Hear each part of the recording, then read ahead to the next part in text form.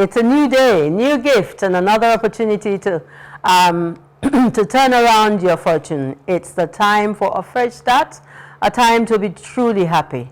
Welcome to the Family Lifestyle Show that is insightful, entertaining, informative, and thought-provoking.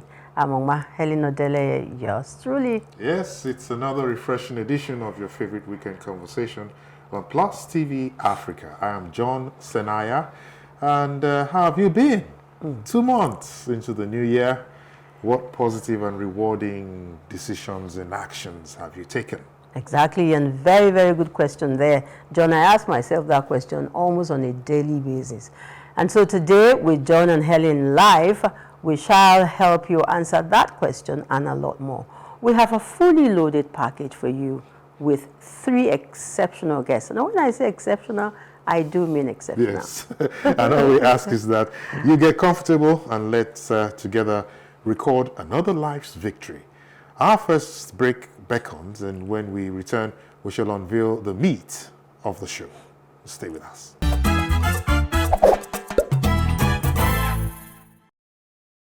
All right, thanks for staying tuned. We begin with the question, a stroke of faith, was it destiny or just bad luck? That's the question our first guest will be answering as she shares her story. And as a stroke survivor, I just simply will call her Enna, right? And then when it's that time, you will meet who I'm talking about. Yes, and I know why you run away from. And we make progress, John. Of course, we have 2 legal practitioners of repute making us proud on the show today as well. And after we've soaked in the powerful testimony of our first guest, Enna, a stroke survivor, we shall be joined by another lawyer to unpack from fear to freedom, domestic violence, legal support, and guidance.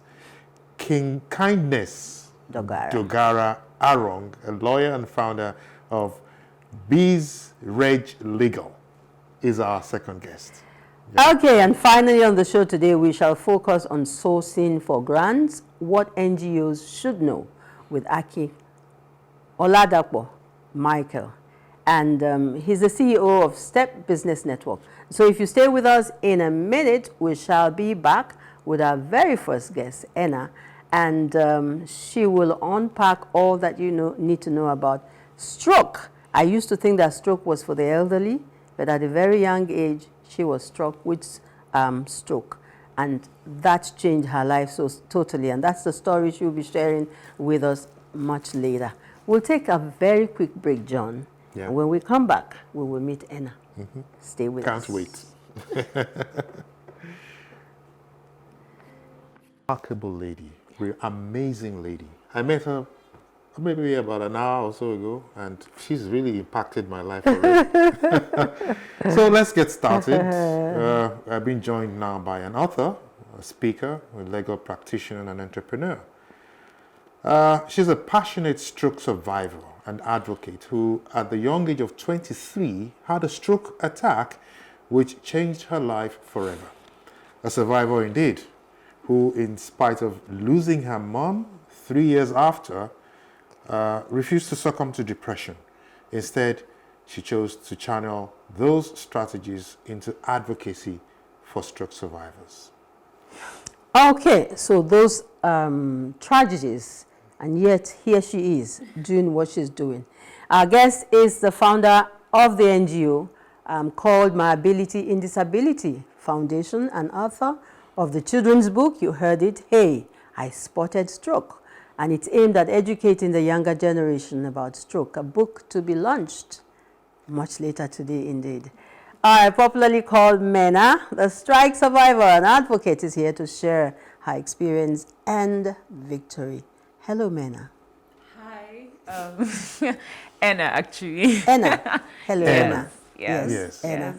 Enna, I learned about you like just 2-3 days ago. Yes. And after the conversation with my friend, I said, no, this lady, I need to drag her here. You have a busy day ahead of you, but you just made time to be here. So we'll say thank you for joining us. Let's get right to it, John. Yes, Enna, like I said, I mean, you've already impacted me in so many. We've had a short conversation about all of this, and I really love your spirit. Thank you. You know, so your story is deeply inspiring, I must say.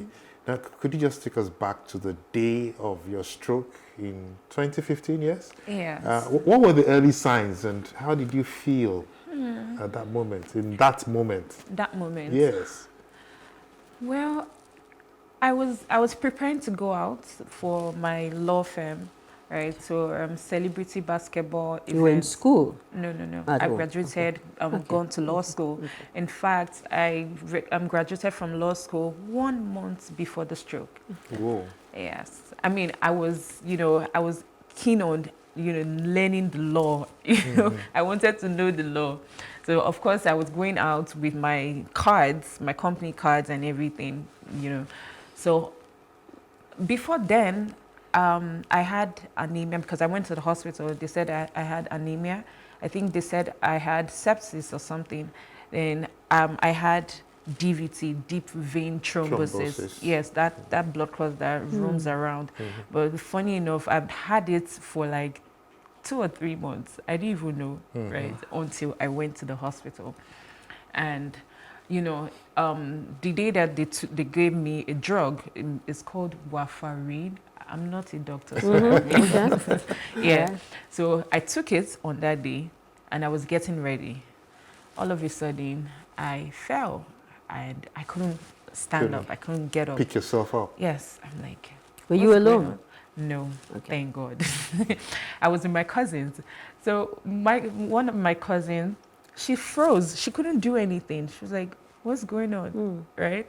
And I was just thinking that, what's going on? Why can't I move? Get up. So, I had like a still little voice telling me that I will come out of it greater. So I chose to listen to the voice. To that voice. Yes. Whoa. So that's what happened. So how did you get up? What happened afterwards? Well, my cousin took me to that same hospital. Okay. The nurse, she didn't know what was wrong with me.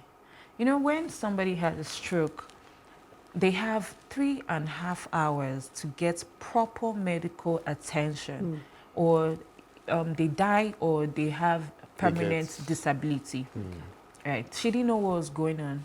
Then she dumped me in a bed upstairs and left. Because when I looked around, there was nobody, and I'm like, what's going on? Nobody. And those critical hours were just going by. It was just going by like this. But I didn't know. Like, if you had told me before, like, oh, you have a stroke, I'm like, what's wrong with you? At 23. Yes. And the next day, my cousins came to take me out of the hospital. It took me to 2 other hospitals that both rejected me. That was the day after? Yes, the day after. So at night, all the hours. Then the next day, they took me to 2 hospitals. Both of them rejected me. Like, we can't allow you to die on our watch. Don't add your death rates to our rates, right? Then my cousins took me to another hospital. Well, this hospital, they did, what's it called? They diagnosed me and said I had a stroke, but they didn't have a bed. So, so they actually referred us to the last hospital where I took my treatments. That they accepted me. I think I was unconscious for like 3 days, and yes, I did. So all the time they were moving you about, you were not conscious? So I was conscious and unconscious. So one time I was just, one time I just opened my eyes. I saw my auntie rushing. I saw myself in what's it called? Yeah, on the whatever stretcher. Yes, stretcher and everything. Then I zoned out again, just like that. So almost 24 hours before I could get proper medical attention, I almost died. That's the name of my first book, actually. I published it in 2019. I almost died. Yes. All right, but you chose to listen to that inner still voice that said, no, this is not the end of the journey. Yeah. All right. Okay, so at just 23, suffering a stroke must have been very shocking and life-altering you know, as an experience, what were some of the biggest challenges that you faced during, you know, during recovery? You finally got to a hospital where you were admitted and taken care of. After that? I couldn't walk, talk. I couldn't think. I forgot everybody, including my mom, including my name, including my phone password. Memory loss. Yes. And, you know, I was just like a vegetable. Now, yes, I was. I remember I was tough. You know, even when I could speak a little, I was speaking like gibberish. So when I want to say, pass me this cup, I might say, Dada, you. Yeah. Just imagine, right? And I'm like, okay, what's happening? So, but I told myself that I will come out of this. So I fought. You fought. I fought the hardest and toughest fight of my life. I fought. I fought to be this. I mean, to be in this place today. You know. So I started talking gradually. I started remembering. Although sometimes I still suffer from memory loss. Yeah. But it's okay. I'm alive. I'm talking. It's okay, you're alive. Yeah. Yeah, and that's the key. Because, well, I don't know, okay, many people, Yeah. like, will see stroke as an illness that affects only older individuals. So this makes your own case Very special, you know. So what are the common misconceptions about strokes, especially amongst young people? That you have come to discover. Number one, we all think that stroke is caused by high BP, and you're thinking, because that's the next question I get when I tell somebody that I had a stroke. They say, what happened? What were you thinking? You're so young. No. So what really happened was I had an infection in my heart called endocarditis. I'm not a doctor again. If I don't get You had an infection in the heart. Yes, infection in my heart. Then the infection ruptured and sent a blood clot to my brain. So before then, the infection was no. Okay. Another one. Another one. Wow. Yes. So before then, the infection was sending signals to my body, you know. So I had anemia, I had, you know, the sepsis, I had, you know, deep vein thrombosis, you know, and I didn't know. So all of those were the initial signs, triggers. Well, how will I know? I'm so young, you know. But at that time, I think that I was the healthiest version of myself, because I was always jogging every morning until, you know, the pain got worse. Then I stopped. Then I was eating healthy, you know. So, hey. You wouldn't even imagine. Yes. So, but there's one thing that I didn't add, right? I wasn't going for medical checkup at least once every year. If I'd done that. So the cure for endocarditis is just 6 to 8 weeks of antibiotics. What's the easiest Ampiclos or something? Like if I take it for 6 to 8 weeks, I'm done. Okay. But it, you know, graduated to. So you were healthy, yet you had that very traumatic experience. You felt healthy. Yes. I felt healthy. You thought you were healthy. Yeah. Okay. All right. And how long did it take you? You said eventually you started working. Your story tells us that 3 years after that, you lost your mother. Were you fully recovered at the point she died? I'm not really fully recovered. I can't even use right this. now. This hand, like, see, right? But it doesn't matter. I'm now, you know, pursuing my purpose, right? So I was recovering step by step. When my mom died, I think I was still using, because I grew like in steps. Yes. From wheelchair to walker, that thing that, you know, old people, From walker to a walking stick. From walking stick to leg supports and hand supports, you know. Then now I don't use it anymore. Yeah.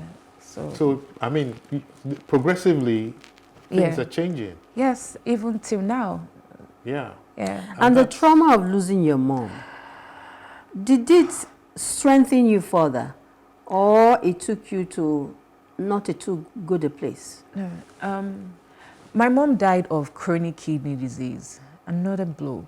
Like, when I had a stroke, she was always crying and thinking, but she won't cry in my front because, I mean, Of course she would. yeah. But, you know, her BP was always going high, 200 and something, you know, almost 300. Are you the first daughter? I'm the only child of my mom. Yeah. Yes. And I lost my dad many years ago, like 13 years ago. But I have half sisters and brothers. Yes, that's it. And it was tough, you know. But when my mom died, because I finished writing I Almost Died in her, you know, I won't say her deathbed, but, you know, her sick bed. She had progressed in her No, illness. well, she was progressing to death, but, you know, I wrote the last chapter and everything, I wrote it by her bedside. So I was already determined to share the word, right? And my mom died. My mom died November 21st, 2018. And I was set to launch my book in November, right? No, December 16th or something, right? And this thing happened. So now I felt really bad, but I wasn't depressed because I know that everything happens for a reason. Yeah. That's some strength. Some strength. Yeah. Well, you said a short while ago that you had a little voice telling you that you pull out of this. I know that in some other instances, some people would have ascribed it to some remote forces in the village somewhere. Did you get anyone ever talk to you about such things? That maybe somebody doesn't like you somewhere. Yeah. In fact, 3 weeks after the stroke, I found myself in a church wilderness with my mom. Okay. Just For looking prayers. for, yeah. Yes, so I don't blame her, but I just thought that, hey, I would come out of this. I've already heard So it that was your voice. inner conviction, your inner Yes. strength. Yes, and you know, I fought with that inner conviction. Like, I already know that I would come out and I would be greater, right? So I don't need all these things. You know, it's difficult for you to understand when someone says, I heard a voice, I believe that voice, and I fought based on that voice. It's difficult because it's a personal thing at every given point in time. It's some kind of positive affirmation. Yes. And you got it early enough to make you stay up and keep going. It's a positive affirmation. Well, I like to say that it was God. Yes. Yes, because it was God. God has been faithful to me. Like, it is unimaginable to think that I survived having a blood clot, DVT, like the dangerous blood clots, because there are different kinds of blood clots. The ones that, like the one that happened to me, the purpose is go to the lungs and die. There's no remedy, right? It's impossible to think that I stayed with that for about 2 to 3 months and nothing happened to you. It Right. never found its way to the lungs. No. In 3 didn't. months. My leg, yes, because the days before the stroke, I couldn't, sleep. I was always up and crying and crying and crying. From pain? Yes. Okay. But I mean, it never made, it made its way to my lungs. Okay. All right. So the good part of all of this experience is that here you are today with a foundation that is called My Ability in Disability. And it has impacted many lives. Yes. This experience you had obviously inspired you to start it, And at this point in time, what are some of the major projects that, you have embarked upon in this foundation? And how has running the foundation been, by the way, quickly? Well, I think it's like tough, right? Um, Sometimes I get help from individuals, but almost all the time I'm pushing my money, right? But the goal is I want to help. So I don't even mind if I do my business for the foundation. Mm. Yes, because I have a business. I do my anything that I get, right, for me and my foundation, right? I mean, I need to take care of myself, right, because I have medical bills aside, but I think about other people. I have a beneficiary. Her husband had a stroke. They have 3 children. Yes, and they're the wife is struggling because to her she has 4 children now. With the She's husband, yes, number 4. she's always owing school fees, house rent. You know, that's one. So this has brought you really into the circle of a lot more people living, survivors yes. with stroke and the challenges that come with it. Exactly. Yeah. Okay. You know, Certainly true. so I mean, yes, it has been tough, but God has been faithful. Maybe so our goal for this year is to send 100 and children of stroke survivors to school because their education does not have to wait. Where do you find them? What's it called? Schools. And you know, when I talk to fellow stroke survivors, right, and they have children. So now we have 5 children on the scholarship, right, and there are much more. I have a group. There are much more that we need to cater. At least let me release that burden off them. So if somebody has a stroke and somebody is saying, I'll take care of your child's school fees from here. You know, Yeah. it's something. There's a lot. Exactly. There's a lot. You know, so that's our goal. Now, the second one is to, what's it called? Make sure that, stroke survivors get as like recovery grants. It can be a form of rehabilitation. It can be empowerment.